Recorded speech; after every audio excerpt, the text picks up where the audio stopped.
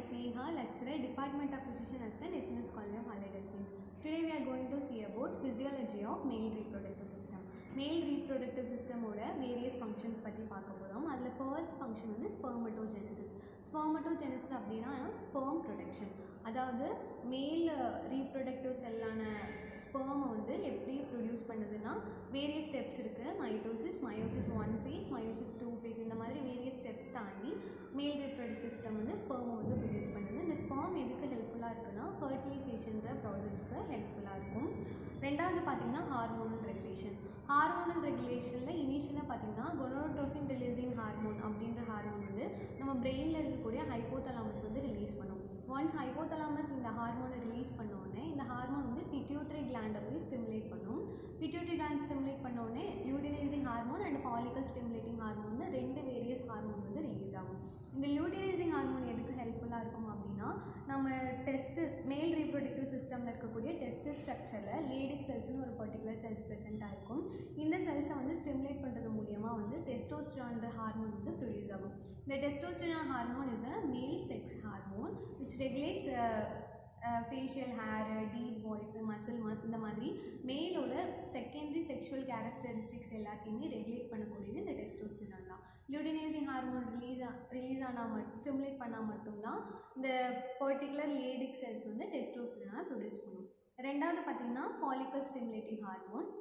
இந்த follicle stimulating hormone எங்கே act பண்ணுன்னு பார்த்தீங்கன்னா டெஸ்டிஸில் இருக்கக்கூடிய செமினிஃபெரோஸ் டியூபியூல்ஸில் செர்டாயில் செல்ஸ்னு ஒரு பர்டிகுலர் செல்ஸ் இருக்குது. இந்த செல்ஸ் வந்து ஸ்பெர்ம் ப்ரொடக்ஷனுக்கு ஹெல்ப்ஃபுல்லாக இருக்கும். இந்த ஃபாலிக்கல் ஸ்டிமுலேட்டிங் ஹார்மோன் வந்து ஸ்பெர்ம் ப்ரொடக்ஷனை இன்னும் என்ஹான்ஸ் பண்ணுறதுக்கு ஹெல்ப் பண்ணும்.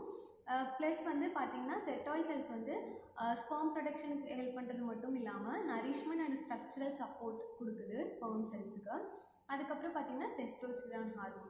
டெஸ்டோஸ்டெரான் ஹார்மோன் வந்து associate with male sexuality including libido, erection function, regulation of spermatogenesis. அந்த ஸ்பெர்ம் வந்து உருவாகக்கூடிய அந்த ப்ராசஸ் ஃபுல்லாகவே வந்து இந்த டெஸ்டோஸ்டெரான் ஹெல்ப்ஃபுல்லாக இருக்கும். ரெண்டாவது பார்த்திங்கன்னா இன்ஹிபிட் ப்ரொடியூஸ்டு பை செர்டாயில் செல்ஸ். இதுவும் செர்டாயில் செல்ஸால் தான் ப்ரொடியூஸ் ஆகுது.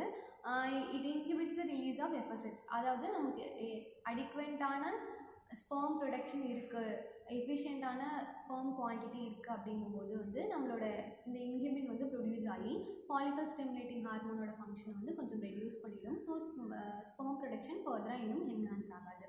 நெக்ஸ்ட் வந்து பார்த்திங்கன்னா எரெக்ஷன் அண்டு இஜாக்குலேஷன்.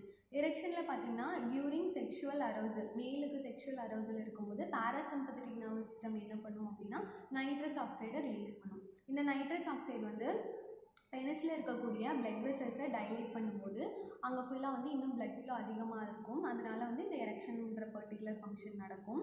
இந்த பிளட் ஃப்ளோ ஃபுல்லாக அந்த எரெக்டைல் டிஷ்யூவில் ஃபில் ஆகி next it leading to erection. Next வந்து பார்த்திங்கன்னா இஜாக்குலேஷன் வந்து சிம்பத்தட்டிக் நர்வஸ் சிஸ்டமோட இன்வால்வ் ஆகிருக்கு. இதில் 2 phases இருக்குது. ஒன்று வந்து எமிஷன், இன்னொன்று எக்ஸ்பல்ஷன். எமிஷன் அப்படின்னா என்னென்னா the process by which sperm from the testis and fluids from the prostate and seminal vesicles are gathered in the urethra. அதாவது ஸ்பெர்ம் டெஸ்டிஸ் ப்ரொடியூஸ் பண்ணக்கூடிய ஸ்பெர்ம் ப்ளஸ் வந்து ப்ரோஸ்டேட் கிளாண்டு, செமினல் வெசிக்கல்ஸ் எல்லாமே produce பண்ணக்கூடிய fluid இது எல்லாமே சேர்ந்து seminal fluid வந்து யூரித்ராவில் gather ஆகும். அந்த பர்டிகுலர் ப்ராசஸ் தான் பார்த்திங்கன்னா எமிஷன். ரெண்டாவது பார்த்திங்கன்னா expulsion. The rhythmic contraction of the muscles around the base of the penis. பெனிஸோட பேஸில் இருக்கக்கூடிய மசில்ஸ் வந்து கண்ட்ராக்ட் ஆகும்போது அந்த ஃப்ளூயிட் வந்து எக்ஸ்க்ரீட் ஆகும். அந்த எக்ஸ்க்ரீட் ஆகக்கூடிய ப்ராசஸ் தான் வந்து எக்ஸ்பல்ஷன். டோட்டலாக 2 ப்ராசஸ் இருக்குது, எமிஷன் அண்ட் எக்ஸ்பல்ஷன். எமிஷன்றது வந்து செமினல் ஃப்ளூயிட் வந்து யூரெத்ராவில் கேதர் ஆகிறது. எக்ஸ்பல்ஷன் வந்து யூரெத்ராலேருந்து பெனிஸ் வழியாக வந்து எக்ஸ்க்ரீட் ஆகிறது. மூணாவது பார்த்திங்கன்னா செமன் கம்போசிஷன் அண்டு ஃபங்க்ஷன். செமனில் வந்து பார்த்திங்கன்னா ஃப்ரக்டோஸ் இருக்குது. இந்த ஃப்ரக்டோஸ் தான் வந்து அந்த ஸ்பெர்முக்கான எனர்ஜி கொடுக்குது. ரெண்டாவது பார்த்திங்கன்னா ப்ரோஸ்டோகிளாண்டின்ஸ். இந்த ப்ரோஸ்டோகிளாண்டின்ஸ் வந்து ஸ்பெர்மோட மூவ்மெண்ட்டுக்கு ரொம்ப ஹெல்ப்ஃபுல்லாக இருக்குது. ப்ளஸ் வந்து ஃபீமேல் ரீப்ரொடக்டிவ் சிஸ்டமில் ஸ்பெர்மோட டிரான்ஸ்போர்ட்டுக்கு வந்து ஹெல்ப்ஃபுல்லாக இருக்குது. மூணாவது பார்த்திங்கன்னா என்சைம்ஸ் வந்து இஜாக்குலேஷனுக்கு ஹெல்ப்ஃபுல்லாக இருக்குது. அது அப்புறம் ஸ்பெர்ம் வந்து ஃப்ரீயாக ஸ்விம் பண்ணுறதுக்கு ஹெல்ப்ஃபுல்லாக இருக்குது. நாலாவது பார்த்திங்கன்னா ஃபர்டிலைசேஷன். இதுதான் மேல் ரீப்ரொடக்டிவ் சிஸ்டமோட major important physiological function. Fertilisation பார்த்திங்கன்னா ஆஃப்டர் எஜாக்குலேஷன், அதாவது மேலோட பெனிஸ்லேருந்து அந்த செமினல் ஃப்ளூயிட் எஜாக்குலேட் ஆனதுக்கப்புறம் அந்த ஸ்பெர்ம் வந்து ஃபீமேலோட சர்விக்ஸ் வழியாக ஃபர்தராக யூட்ரஸ்க்கு மூவ் ஆகும். அங்கேருந்து ஸ்விம் ஆகி ஃபெலோப்பியன் டியூபுக்கு போகும். இந்த ஃபெலோப்பியன் டியூப்பில் வந்து அங்கே இருக்கக்கூடிய ஓவம் கூட வந்து ஃப்யூஸ் ஆகி ஃபெர்டிலைசேஷன் அப்படின்ற ப்ராசஸ் நடக்கும். சைகோட்டை வந்து ஃபார்ம் பண்ணும். தென் ஸ்பெர்ம் பெனிட்ரேட்ஸ் எக்ஸ் அவுட்டர் மெம்ப்ரெயின், அதாவது அந்த ஓவமோட அவுட்டர் மெம்ப்ரெயின் கூட பெனிட்ரேட் ஆகி இந்த என்சைம்ஸோட உதவியால் ப்ளஸ் வந்து ஸ்பெர்மோட ஒரு ஸ்ட்ரக்சரான அக்ரோசோமோட ஹெல்ப்பால் ஃபர்டிலைசேஷன் அப்படின்ற ப்ராசஸ் வந்து நடக்கும். நெக்ஸ்ட் வந்து பார்த்திங்கன்னா இந்த மேல் ரீப்ரொடக்டிவ் சிஸ்டமோட applied aspects. First applied aspect வந்து பார்த்திங்கன்னா ஹைப்போகொனாடிசம். ஹைப்போகொனாடிசம்னா which is nothing but reduced testosterone levels, அதாவது டெஸ்டோஸ்டிரான்னா வந்து மேல் செக்ஸ் ஹார்மோன்.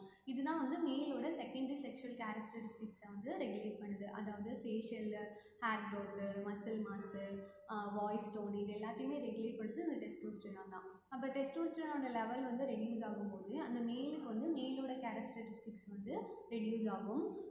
அந்த கண்டிஷன் தான் பார்த்திங்கன்னா ஹைப்போகொனாடிசம். இதனால் என்னென்ன ப்ராப்ளம்ஸ் வரலாம் அப்படின்னா லோ லிப்பிடோ, அவங்களுக்கு வந்து செக்ஷுவல் அரோசல் வந்து கம்மியாக இருக்கும், ஃபெட்டிக் இருக்கும், இன்ஃபர்டிலிட்டி, அவங்களுக்கு வந்து ஃபர்டிலைசேஷன் ப்ராசஸ் நடக்கக்கூடிய ப்ராசஸ் வந்து இந்த மேல்னால் அச்சீவ் பண்ண முடியாது. ரெண்டாவது பார்த்திங்கன்னா erectile dysfunction. The inability to achieve erection sufficient set for sexual intercourse, அவங்களுக்கு வந்து எரெக்ஷன் அந்த பர்டிகுலர் ப்ராசஸே வந்து நடக்காது. மூணாவது வந்து பார்த்திங்கன்னா infertility, condition where a man is unable to produce viable sperm or has low sperm count, அதாவது அவங்களுக்கு வந்து எஃபிஷியண்ட்டான லெவலுக்கு வந்து ஸ்பெர்மை ப்ரொடியூஸ் பண்ண முடியாது, இல்லைனா அவங்க ப்ரொடியூஸ் பண்ணக்கூடிய ஸ்பெர்ம் வந்து போதுமான அளவு இருக்காது.